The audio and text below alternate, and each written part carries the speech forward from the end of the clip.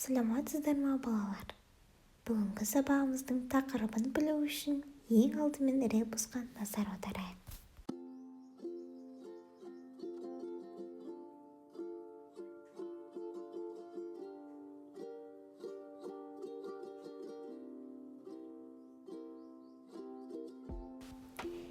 Балалар, сонымен ребустың жауабы сөз таптары еді. Демек, біздің бүгінгі тақырыбымыз сөз таптары болмақ. Біз қандай сөз таптарымен таныстық?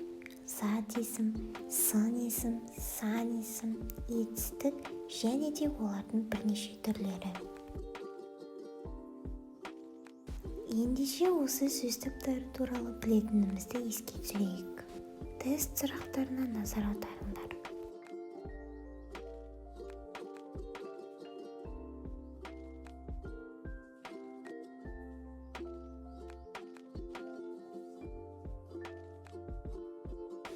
Балалар, мұнда сөз жасырулы. Қандай сөз оқыдыңдар? Жарайсыңдар. Шешуіндегі сөзге 5 жолды өлең құрастырып көріңдер.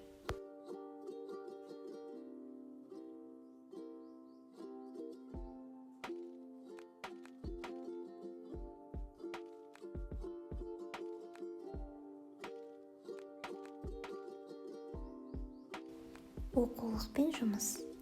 40-шы жаттығуға назар аударамыз. Мәтінді оқып шығып, берілген сұрақтарға жауап бер.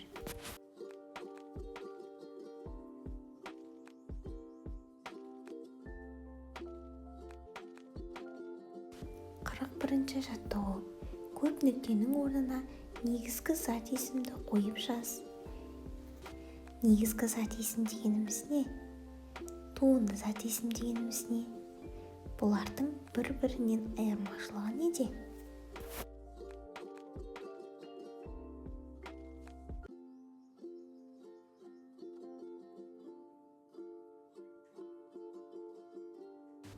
Шығармашылық үзіліске кезек берейік.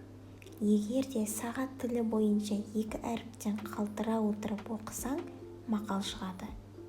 Қай әріптен бастау керек? Мұқият қара.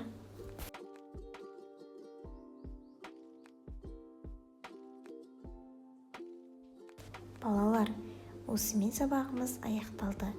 Үй тапсырмасы 112-ші беттегі 42-ші жаттығу. Сау болыңдар.